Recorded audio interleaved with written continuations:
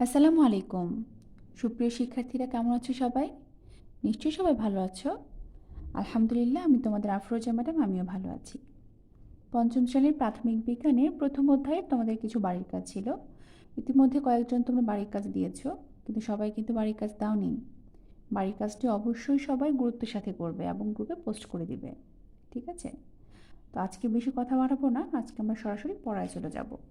প্রথম অধ্যায়ের বড় প্রশ্নের 3টি প্রশ্ন আমি তোমাদেরকে বুঝিয়ে দিয়েছিলাম। আজকে চতুর্থ এবং পঞ্চম প্রশ্নটি একটু দেখব এবং আলোচনা করে দেব। ঠিক আছে, সবাই আমার সাথে একটু বইটি খুলবে। কারো যদি কোনো সমস্যা থাকে অবশ্যই আমাকে গ্রুপে জানাবে। ঠিক আছে, এছাড়াও তোমরা আমাকে ফোন করতে পারো, আমার নাম্বারটি ডায়েরিতে দেওয়া আছে আফরোজা আক্তার নামে। তোমরা আমাকে অবশ্যই সকাল 11টা থেকে দুপুর 1টার মধ্যে ফোন করবে। আর যদি হোয়াটসঅ্যাপে তোমরা আমার সাথে যোগাযোগ করতে চাও তবে অবশ্যই সন্ধ্যা 7টা থেকে 8টার মধ্যে যোগাযোগ করবে। দেখো, প্রথম অধ্যায়ে প্রথম 3টি বড় প্রশ্ন তোমাদেরকে আমি বুঝিয়ে দিয়েছিলাম। তোমরা অনেকেই কোশ্চেন করেছো যে তোমরা উত্তরগুলো কোথা থেকে শিখবে, তোমরা কি বই থেকে শিখবে নাকি গাইড থেকে শিখবে। প্রথম কথা, আমি কখনোই গাইডটাকে সাপোর্ট করি না। বইয়ের বাইরে কখনোই তোমাদের কোনো প্রশ্ন আসবে না। সুতরাং বইটি তোমাদের ভালো করে আয়ত্তে আনতে হবে। সেক্ষেত্রে প্রথমেই আমরা গাইডের দিকে না গিয়ে প্রথমে আমরা বইটা খুব ভালোভাবে পড়ব এবং বই থেকে প্রশ্ন উত্তরগুলো কালেক্ট করার চেষ্টা করব। যদি দেখো কখনো তোমরা বই থেকে আনসারগুলো সঠিকভাবে পাচ্ছ না, সেক্ষেত্রে যে কোনো একটি গাইডের তোমরা সাহায্য নিতে পারো। তবুও যদি কোনো প্রবলেম ফেস করো, ইনশাল্লাহ আমি তোমাদেরকে উত্তরটা লিখে দিব। যদি তোমরা কখনো কোনো উত্তর পেতে ব্যর্থ হও, সেক্ষেত্রে আমাকে অবশ্যই জানাবে, আমি তোমাদেরকে উত্তরটি লিখে দিতে চেষ্টা করব। আচ্ছা, দেখো এখানে 4 নম্বর প্রশ্নটি কি বলেছে, উদ্ভিদের জন্য বীজের বিস্তরণ কেন গুরুত্বপূর্ণ তা ব্যাখ্যা করো। বীজের বিস্তরণটা কী সেটা তোমাদেরকে আমি আগেই বুঝিয়েছি। বীজের বিস্তরণ হচ্ছে একটি জায়গা থেকে অন্য একটি জায়গায় বীজের ছড়িয়ে পড়াটাকে আমরা বলবো বীজের বিস্তরণ। একটা জায়গা থেকে বিভিন্ন স্থানে বীজের ছড়িয়ে পড়া। ছড়িয়ে পড়া মানেটা কি, যে এক জায়গা থেকে বীজ আরেক জায়গায় স্থানান্তরিত হচ্ছে। কীভাবে হচ্ছে সেটা বিভিন্ন মাধ্যমে হচ্ছে, প্রাণীর মাধ্যমেও হতে পারে, উদ্ভিদের মাধ্যমেও হতে পারে, আবার বাতাসের মাধ্যমেও হতে পারে এই বীজের বিস্তরণটা। আচ্ছা, দেখো প্রাণীর মাধ্যমেই বেশিরভাগ সময় বীজের বিস্তরণটা ঘটে থাকে। যেমন পাখি এক ফুল থেকে আরেক ফুলে যখন যায় তখন সেই ফুলের কিছু বীজ অন্য ফুলে স্থানান্তর করে। এছাড়া বিভিন্ন পশু পাখি আমরা যারা আছি, বিভিন্ন ফল টল খেয়ে ফলগুলোর যে ভিতরে বীজটা থাকে সেগুলো আমরা ফেলে দিই উচ্ছিষ্ট হিসেবে, সেখান থেকেও কিন্তু বীজ বিস্তরণ করতে পারে। আবার বাতাসের সাহায্যেও হয়, খুব প্রবল বাতাস যখন হয় তখনও কিন্তু বীজ এক জায়গা থেকে আরেক জায়গা, মানে হালকা যে বীজগুলো আছে সেই বীজগুলো এক জায়গা থেকে আরেক জায়গায় স্থানান্তরিত হতে পারে। আচ্ছা, এভাবে বীজের বিস্তরণ হয়। প্রশ্ন হচ্ছে যে এই যে বীজের বিস্তরণটা হচ্ছে সেটা কেন গুরুত্বপূর্ণ। সেটা অবশ্যই গুরুত্বপূর্ণ। যদি বীজের এই বিস্তরণটা না হতো, মানে বীজটা ছড়িয়ে না পড়তো, তাহলে আসলে কি হতো। বীজ বিস্তরণ যদি না হতো তাহলে আমরা এই যে বিভিন্ন স্থানে একই রকমের উদ্ভিদ, যেমন আম গাছ আছে, ভালো ভালো যে উদ্ভিদগুলো আছে সেই বীজগুলোই তো আমরা কালেক্ট করি, তাই না। তো এই যে বীজটা যদি এক জায়গাতেই সীমাবদ্ধ থাকতো, ছড়িয়ে না পড়তো, তাহলে আমরা কিন্তু ভালো ভালো ফলগুলো দেশের বিভিন্ন স্থানে খুঁজে পেতাম না, তাই না। তাই বীজের বিস্তরণটা খুব ইম্পর্ট্যান্ট। এছাড়াও কিন্তু আমরা বীজের বৈচিত্র্য আনি, মানে একই রকম জিনিস খেতে খেতে আমাদের কিন্তু একটু বৈচিত্র্যতা প্রয়োজন হয়। যেমন টক আমটা অনেকে আমরা পছন্দ করি না, শুধুমাত্র মিষ্টি আমটা পছন্দ করি। আবার অনেকে আছে একটু টক একটু মিষ্টি, এই যে একটা বৈচিত্র্য, হ্যাঁ, এটাও কিন্তু ইম্পর্ট্যান্ট। তো এই ধরনের বৈচিত্র্যতার জন্য কিন্তু বীজের বিস্তরণটা খুবই গুরুত্বপূর্ণ। ওকে, আচ্ছা, এরকম বিভিন্ন কারণ আছে কেন বীজের বিস্তরণটা গুরুত্বপূর্ণ, তোমরা নিজেরাও একটু খুঁজে বের করার চেষ্টা করবে। 5 নম্বর প্রশ্ন দেখো, তোমার ঘরের ভিতরে একটি গাছ রাখা আছে, সেই গাছটি মারা যাচ্ছে। ঘরের ভিতরে একটা গাছ লাগিয়েছো, সেই গাছটি তোমাদের মারা যাচ্ছে। তোমার বন্ধুরা গাছটিকে জানালার পাশে নিয়ে রাখার পরামর্শ দিল, কেন দিল। প্রশ্নটা হচ্ছে তোমার গাছটি ছিল ঘরের ভিতরে, বন্ধুরা বলল গাছটিকে ঘরের ভিতরে না রেখে জানালার পাশে রাখো। এই যে পরামর্শটা দিল, এটা আসলে কেন দিল। ঠিক আছে, তো একটু চিন্তা করো, গাছটা ঘরের ভিতরে যখন ছিল তখন নিশ্চয়ই গাছটা মারা যাচ্ছিল। কেন মারা যাচ্ছিল, কারণ গাছটির জন্য যে শক্তিটা প্রয়োজন, সেই গাছ শক্তি অর্জন করে কিন্তু নিজেই নিজের খাদ্য উৎপাদনের মাধ্যমে, তাই না? এবং গাছ কীভাবে উৎপন্ন করে খাদ্য? সূর্যের আলোর সাহায্যে এবং কার্বন ডাইঅক্সাইডের সাহায্যে ও পানির সাহায্যে। তুমি প্রতিদিন পানি দিচ্ছ, কিন্তু গাছটি কিন্তু সূর্যের আলো পাচ্ছে না, ঠিক আছে? এবং ঘরের ভিতরে থাকার কারণে হয়তো যথেষ্ট পরিমাণে কার্বন ডাইঅক্সাইডেরও ঘাটতি দেখা দিচ্ছে। এই কারণেই তোমার বন্ধুরা তোমাকে বলেছে যে জানালার পাশে রাখার জন্য, যেন সে পর্যাপ্ত পরিমাণে সূর্যের আলো পেতে পারে এবং সে খাদ্যটা তৈরি করতে পারে, এবং এর ফলে সে শক্তি, খাদ্য উৎপাদনের মাধ্যমে সে শক্তিটাও পাবে এবং সে সঠিকভাবে বেড়ে উঠবে, মারা যাবে না, হয়তো ইনশাল্লাহ বেঁচেও যেতে পারে। এই কারণেই তোমার বন্ধুরা তোমাকে পরামর্শ দিয়েছে গাছটিকে জানালার পাশে রাখার জন্য। এই কথাগুলো তোমাকে গুছিয়ে লিখতে হবে, ঠিক আছে? ওকে, আগামী ক্লাসে অবশ্যই তোমরা এই বড় দুটো প্রশ্ন অবশ্যই গুছিয়ে লিখবে, আমাকে চেক করাবে আমাকে দিয়ে। আজকে আমরা নতুন অধ্যায়টি স্টার্ট করব, অল্প একটু স্টার্ট করব, বেশি না। নতুন অধ্যায়টি হচ্ছে দ্বিতীয় অধ্যায়, ঠিক আছে? দ্বিতীয় অধ্যায়ে আছে আমাদের পরিবেশ দূষণ। পরিবেশ কি সেটা আমরা অবশ্যই জানি, আমাদের চারপাশে যা কিছু আছে সব কিছু নিয়ে হচ্ছে আমাদের পরিবেশ। দূষণ, দূষণ মানে কি? দূষণ মানে হচ্ছে যা আমাদের শরীরের জন্য অর্থাৎ জীবের জন্য যেটা ক্ষতিকর, সেটাই হচ্ছে দূষণ। আচ্ছা, এখন দেখো কি লিখেছে। বেঁচে থাকার জন্য আমরা পরিবেশকে নানাভাবে ব্যবহার করি। আমরা আসলে এই যে পরিবেশে বেঁচে আছি, পরিবেশটাকে ব্যবহার করেই কিন্তু বেঁচে আছি। যেমন ধরো একটা ছোট্ট উদাহরণ দিই, আমরা নির্দিষ্ট একটি জায়গায় সবাই বাস করি, তাই না? আমাদের আশেপাশে আগে প্রচুর পরিমাণে গাছপালা ছিল, যেটা বর্তমানে ধীরে ধীরে কমে যাচ্ছে। কেননা গাছপালা কেটে কেটে কিন্তু আমরা বাড়িঘর তৈরি করছি। শুধু বাড়িঘর নয়, বাড়িঘরের ভিতরে যে জিনিসপত্রগুলো আছে, আসবাবপত্র, ফার্নিচার, সব কিছুই কিন্তু আমরা গাছ কেটেই করছি। এছাড়া গ্রামে যেখানে এখনও আমরা চুলার সাহায্যে অর্থাৎ আগুনের সাহায্যে রান্না করি, সেখানে কিন্তু আমরা অনেকেই এখন পর্যন্ত গাছ কেটে কাঠ তৈরি করে সেই কাঠ দিয়ে রান্না করছি। তাহলে সম্পূর্ণ প্রেশারটা গিয়ে পড়ছে কোথায়? গাছের ওপরেই, তাই না?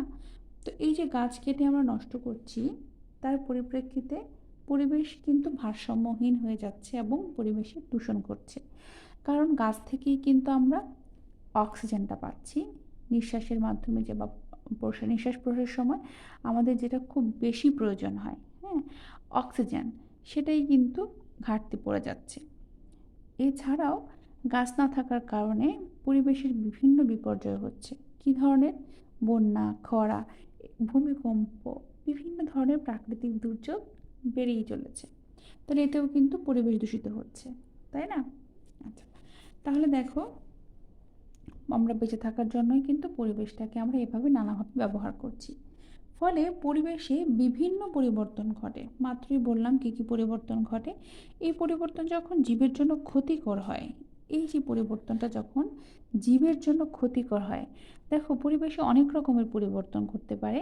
ততক্ষণ পর্যন্ত সেটাকে আমরা দূষণ বলবো না, যতক্ষণ পর্যন্ত না সেটা জীবের জন্য ক্ষতিকর হয়। তাহলে শর্ত কী হতে হবে? অবশ্যই পরিবেশের কোনো একটি উপাদানের পরিবর্তন হতে হবে। পরিবেশের উপাদানের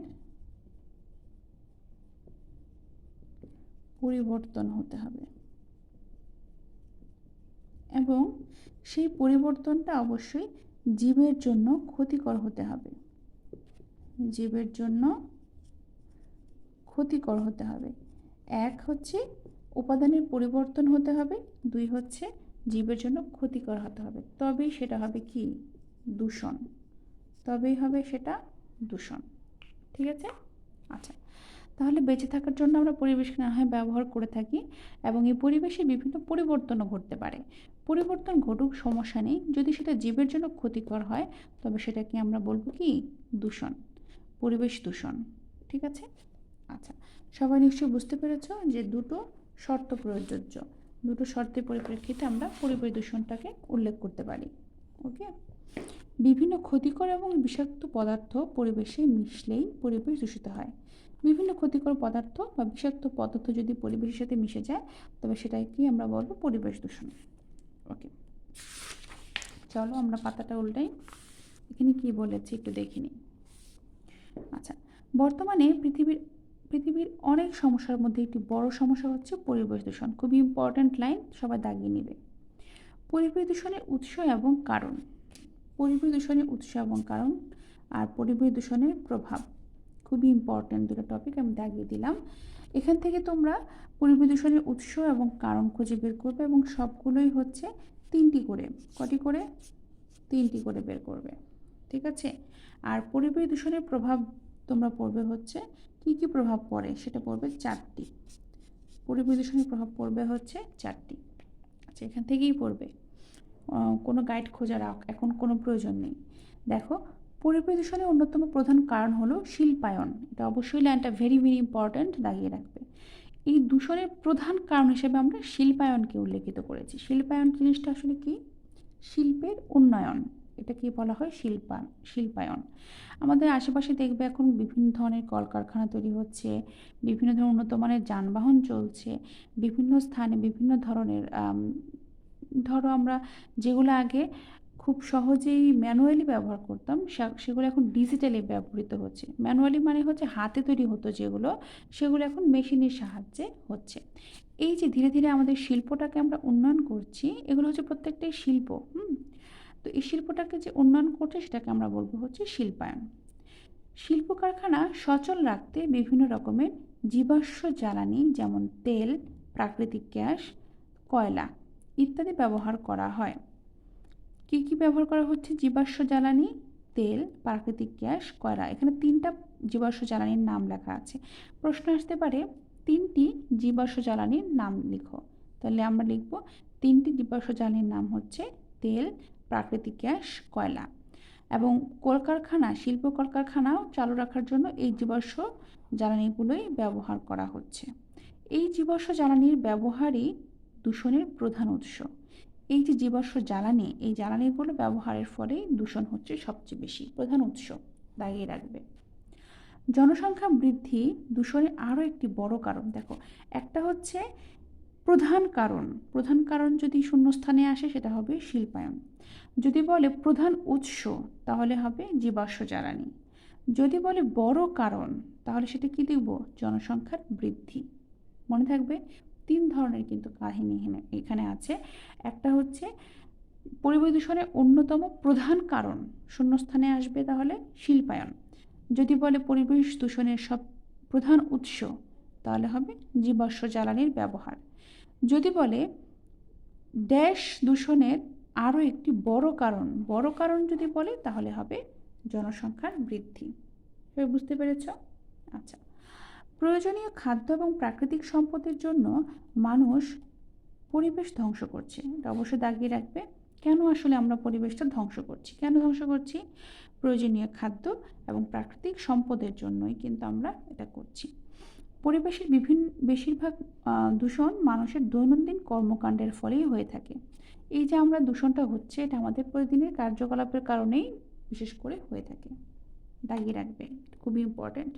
আসতে পারে পরিবেশের বেশিরভাগ দূষণ ড্যাশ কর্মকাণ্ডের ফলেই হয়ে থাকে বা মানুষের দৈনন্দিন ড্যাশ ফলেই হয়ে থাকে। এভাবে প্রশ্নগুলো আসতে পারে, শূন্যস্থান অথবা বাম ডান। ওকে, আচ্ছা, লাস্টলি দেখো পরিবেশ দূষণের প্রভাব। প্রভাব বলতে আমরা কি বুঝি? মানে হচ্ছে পরিবেশ দূষণের ফলে কি হচ্ছে, পরিবেশ দূষণের ফলে কি হচ্ছে, প্রভাব। প্রভাব, ঠিক আছে। আচ্ছা, একটা জিনিস তোমরা একটু মাথায় রেখো, প্রভাব। প্রভাব হচ্ছে 2 রকমের হতে পারে। একটা হচ্ছে ক্ষতিকর প্রভাব, আর একটা হচ্ছে ভালো প্রভাব, ঠিক আছে। আচ্ছা, একটা হচ্ছে ক্ষতিকর প্রভাব আর একটা হচ্ছে ভালো প্রভাব। ক্ষতিকর প্রভাবের মধ্যে আবার 2 রকমের হতে পারে।